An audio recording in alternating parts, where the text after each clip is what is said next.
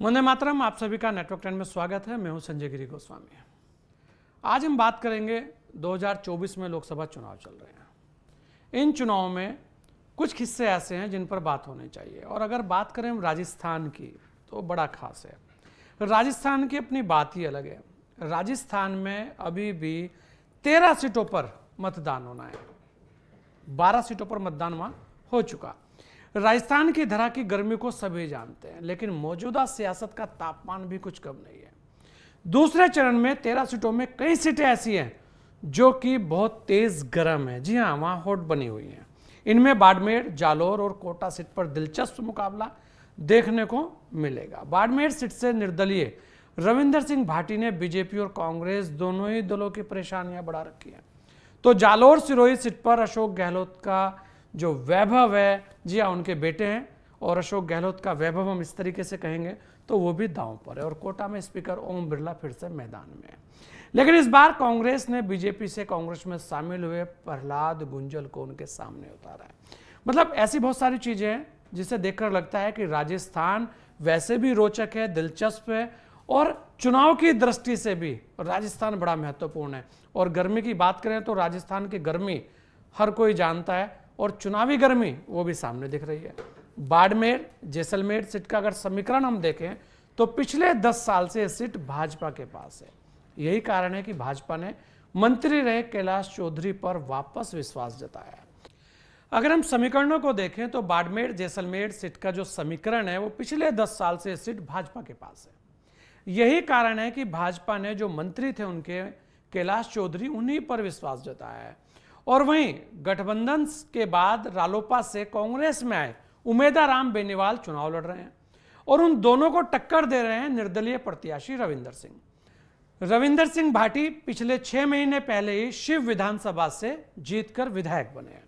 पहली बार निर्दलीय प्रत्याशी कांग्रेस और भाजपा को इस सीट पर टक्कर दे रहा है। यहां 62 साल से कोई निर्दलीय प्रत्याशी नहीं जीता है। इससे पहले 1957 में निर्दलीय रघुनाथ सिंह जीते थे। यहां जातिवाद का मुद्दा सबसे ज्यादा हावी है। बीजेपी और कांग्रेस दोनों ने जाट प्रत्याशी को टिकट दिया है, तो राजपूत समाज से भाटी निर्दलीय चुनाव लड़ने उतर गए। पिछले 3 चुनाव के रिजल्ट की अगर हम बात करें तो 2 बार से बीजेपी ने यहां पर कब्जा कर रखा है। 2019 में बीजेपी के कैलाश चौधरी सांसद बने थे, तो 2014 में सोनाराम चौधरी ने बीजेपी के कमल को यहां से खिलाया था, और 2009 में हरीश चौधरी ने कांग्रेस के हाथ को यहां से मजबूती दिलाई, विजय दिलाई थी। बाड़मेर जैसलमेर की धरती पर सियासी गर्मी नेताओं के साथ साथ वहां के लोगों ने भी बढ़ा रखी है। क्षेत्र की दृष्टि से बाड़मेर बड़ा है। यहां पर कुल 22 लाख से ज्यादा वोटर है, जिनमें 11.76 लाख पुरुष मतदाता है और महिला मतदाता 10.29 लाख के लगभग है। बाड़मेर का जातिगत जो समीकरण है, 2 जाट नेता होने से वहां वोट बंटने की जो संभावना है वो ज्यादा है। त्रिकोणीय मुकाबला होने से मूल ओबीसी अल्पसंख्यक SC ST वोट जीत तय करेंगे। ये बहुत बड़े ही महत्वपूर्ण इस सीट का गणित। और एक और सीट है जिसे लेकर बहुत ज्यादा चर्चा है, जालोर सिरोही सीट का। अगर उसके समीकरण को हम देखें तो जालोर सिरोही की सीट इस बार सबसे ज्यादा हॉट सीट है, क्योंकि यहां से पूर्व सीएम अशोक गहलोत यानी जादूगर के बेटे वैभव गहलोत ताल ठोक रहे हैं। तो बीजेपी ने यहां से लुम्बाराम चौधरी पर दांव खेला है। लुम्बाराम चौधरी मोदी के नाम पर खुद को आम कार्यकर्ता और वैभव को भारी बताकर चुनाव लड़ रहे हैं। वहीं वैभव पूर्व मुख्यमंत्री अशोक गहलोत की योजनाओं के नाम पर चुनाव लड़ रहे हैं। देखिए, बड़ा महत्वपूर्ण है। और पूर्व मुख्यमंत्री भी ऐसे मुख्यमंत्री जो सबसे ताकतवर कांग्रेस के मुख्यमंत्रियों में से एक मुख्यमंत्री रहे हैं। यहां पर माली और देवासा वोटर सबसे ज्यादा हैं। वैसे तो ये वोट बैंक बीजेपी का है, लेकिन अशोक गहलोत सामाजिक समझौते कर इन्हें साधने में लगे रहते हैं। वैभव की पत्नी माली वोट साधने के लिए कह रही है कि इस बार नहीं जिताया तो अगली बार समाज के किसी व्यक्ति को कोई टिकट नहीं देगा। पिछले 3 चुनावों के नतीजों की बात करें तो यहां से 2019, 2014 और 2009 में बीजेपी के सांसद देवजी एम पटेल पर जनता ने भरोसा जताया था। इस बार बीजेपी ने टिकट बदलकर, जी हाँ, जो पहले चेहरे थे उनका टिकट काटा और नए चेहरों को मौका दिया। 3 बार से सांसद रहे चेहरे को बदलकर एक बार फिर बीजेपी ने चौंकाया है, और सामने पूर्व सीएम के बेटे होने से यह सीट और दिलचस्प बन गई है। जालोर सिरोही सीट के जनसंख्या की अगर हम बात करें तो यहां कुल वोटर 22,97,000 से ज़्यादा है, जिसमें पुरुष वोटर की बात करें तो लगभग 12.5 लाख के लगभग है, और वहीं अगर महिला वोटर की हम बात करें तो 11.25 लाख के लगभग वो है। जातिगत समीकरणों को अगर हम देखें तो माली, देवासी, पटेल, राजपुरोहित समाज यहाँ पर जीत के आंकड़े तय करेगा, लेकिन इस सीट पर सिरोही से बीजेपी विधायक ओटाराम देवासी की अहम भूमिका रहेगी। जी हाँ, रानीवाड़ा से कांग्रेस विधायक रत्ने देवासी की अहम भूमिका रहेगी। तो ये एक ऐसी सीट है जिसे लेकर हर किसी की इस सीट पर नजर भी है, क्योंकि यहाँ पर पूर्व मुख्यमंत्री अशोक गहलोत के जो बेटे हैं वैभव गहलोत, उसे लेकर इस सीट के जो समीकरण है उसको लेकर हर किसी के अंदर चर्चा है कि आखिर इस सीट पर इस बार जो चेहरा है वो सांसद का कौन होगा। और हम एक और बात करें, जहाँ एक और महत्वपूर्ण सीट कोटा सीट की बात करें। कोटा वैसे भी चर्चित रहा है और शिक्षा का हब भी रहा है, ऐसे में वहाँ की बात होनी भी चाहिए। हाड़ौती से ओम बिरला और प्रहलाद गुंजन ने लगभग एक ही समय में राजनीति की शुरुआत की थी। शुरू से ही इन दोनों की अदावत किसी से छिपी नहीं है। पिछले विधानसभा चुनाव में भी प्रहलाद गुंजल का टिकट अंतिम समय तक फाइनल नहीं हुआ था। वे कोटा उत्तर से बीजेपी से टिकट मांग रहे थे। इसके पीछे गुंजल समर्थक ओम बिरला को ही वजह मानते हैं। अंत में वसुंधरा राजे के कहने पर गुंजल ओम बिरला से मिलने उनके घर गए। इसके बाद उनका टिकट फाइनल हुआ, लेकिन गुंजल चुनाव हार गए। अब गुंजल पाला बदलकर कांग्रेस में आ गए हैं।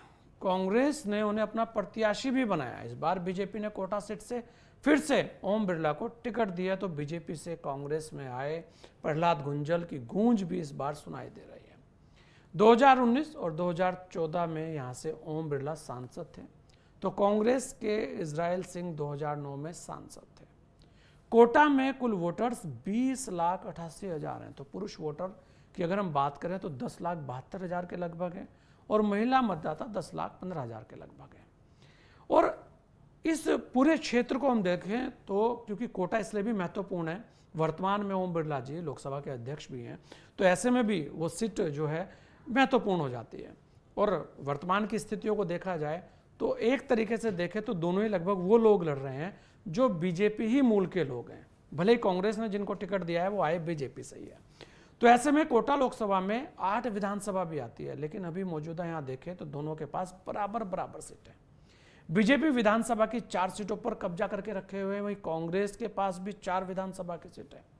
सांगोद, कोटा दक्षिण, लाडपुरा, रामगंज मंडी में बीजेपी के विधायक हैं, तो केशवराय पाटन, बूंदी, पिपलदा और कोटा उत्तर में कांग्रेस के विधायक हैं।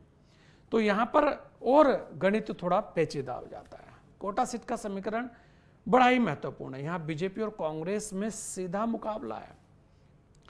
मोदी फैक्टर यहाँ बहुत ज्यादा हावी है। इस सीट पर मुस्लिम, मीना वोटरों की जो भूमिका है वो महत्वपूर्ण भूमिका रहने वाली है।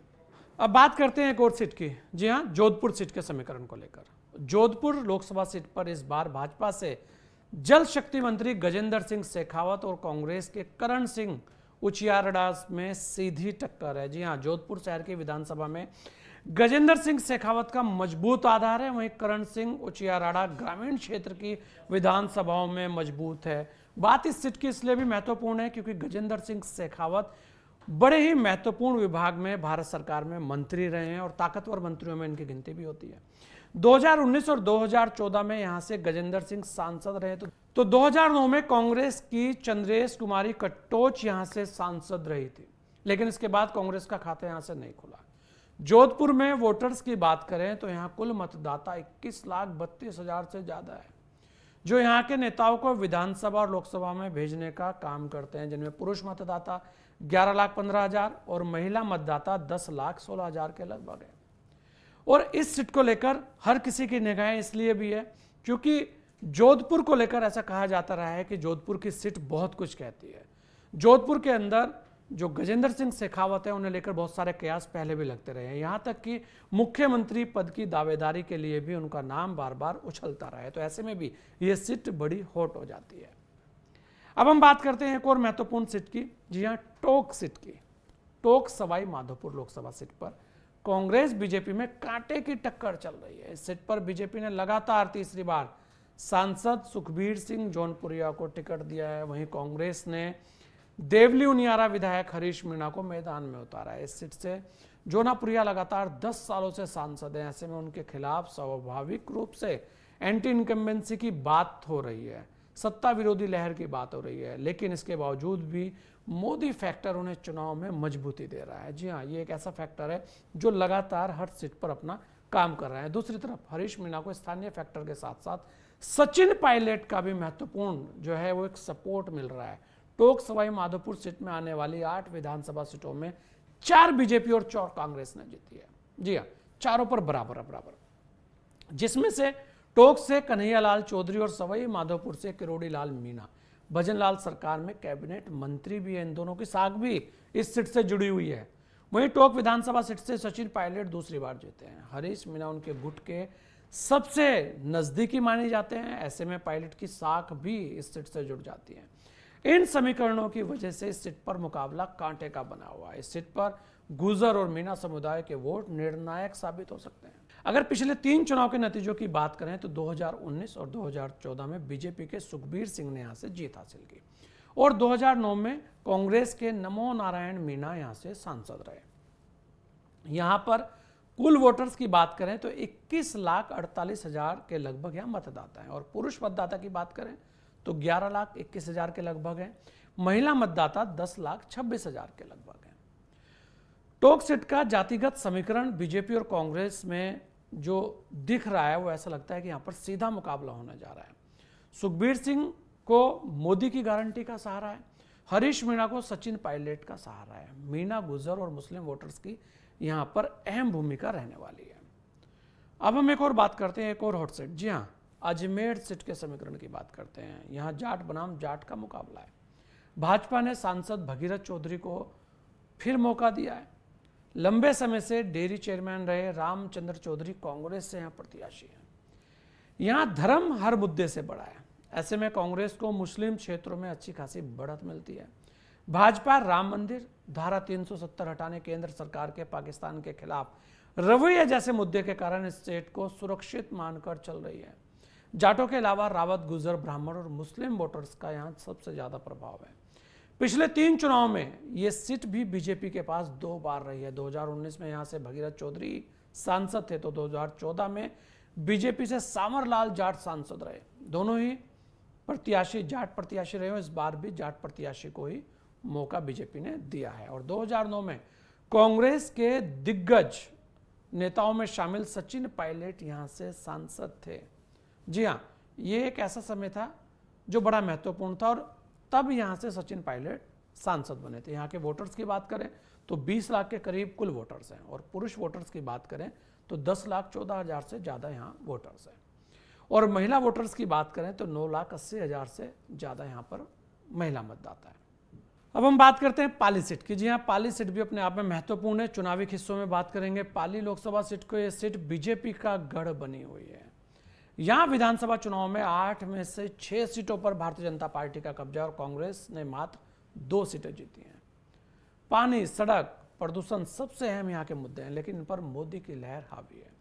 बीजेपी ने 10 साल से सांसद रहे पीपी चौधरी को यहां से वापस टिकट दिया है। वहीं कांग्रेस ने इस बार नए चेहरे राजस्थान बाल संरक्षण आयोग की अध्यक्ष रही संगीता बेनीवाल को मैदान में उतारा है। देखिए, बड़ा महत्वपूर्ण चुनाव है। पिछले 3 चुनाव के नतीजों में 2019 और 2014 में पीपी चौधरी 2 बार यहां से सांसद रह चुके हैं तो 2009 में कांग्रेस के बद्री राम जाखड़ यहां से सांसद थे। पाली सीट पर अगर वोटर्स की बात करें तो लगभग यहां पुरुष मतदाता 12,17,000 के लगभग है और महिला मतदाताओं की बात करें तो 11.25 लाख के लगभग है। अब बात करते हैं एक और महत्वपूर्ण सीट की।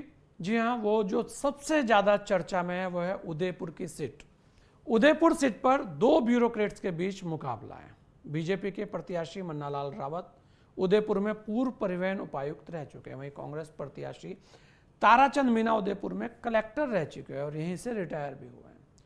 तीसरा वजूद यहाँ बीएपी यानी भारतीय आदिवासी पार्टी का है, जिसके सिंबल पर प्रकाश चंद्र बुझ भी मैदान में है। बीएपी कांग्रेस के वोट बैंक में सेंध लगा सकती है, जिसका फायदा भारतीय जनता पार्टी को हो सकता है। बीजेपी लोकसभा क्षेत्र की 8 में से 5 विधानसभा सीटों पर काबिज है। बीएपी 2 और कांग्रेस के पास महज 1 सीट है। देखिए, यहां पर बीएपी के पास 2 सीटें हैं, जो बड़ा महत्वपूर्ण फैक्टर है। यहां पर ऐसा भी कहा जाता है कि यहां पर आरएसएस का दबदबा है और हिंदू संगठनों की सक्रियता चुनावी माहौल को बीजेपी के पक्ष में जुटाने में लगी रहती है। बीजेपी नेता प्रधानमंत्री मोदी के चेहरे पर, विकास कार्यों पर चुनाव मैदान में उतरे हैं। पिछले 3 चुनाव में यहां पर 2 बार भारतीय जनता पार्टी का कब्जा रहा है। 2019 और 2014 में अर्जुन लाल मीणा यहां से सांसद रहे, तो 2009 में कांग्रेस के रघुवीर मीणा यहां से सांसद थे। यहां पर कुल वोटर्स की अगर हम बात करें तो लगभग 22.5 लाख के लगभग यहां पर मतदाता है, और पुरुष मतदाताओं की बात करें तो 11,33,000 के लगभग है। महिला मतदाता 10,97,000 के लगभग है।